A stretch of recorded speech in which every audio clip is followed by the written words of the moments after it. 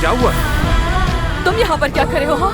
रुको, आमिर, निकलो यहाँ से। बस क्या एक कह नजर रही हो? देख रहा कहाँ जा रहे हो हूँ। तुम? देखने तो दो मुझे। क्या कर रही हो तुम? जाओगे तुम अंदर? क्या कर रही हो? जाने दो। आमिर! पागल हो गई हो क्या? छोड़ो।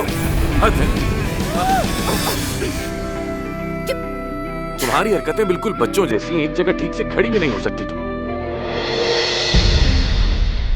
क्या तुम जा रही हो? तुम्हें क्या लगता है? मुझे लगा कि तुम नहीं जाओगी। तुम मेरे बारे में अब कुछ मत सोचो आमिर, कुछ भी नहीं। कल वापस गाजियांतेप आ रही हूँ। अब मुझसे ये सब मैनेज नहीं हो रहा। ये शहर बहुत जालिम है, बहुत तकलीफ देता है। इसने मुझे भी धोखा दे दिया है।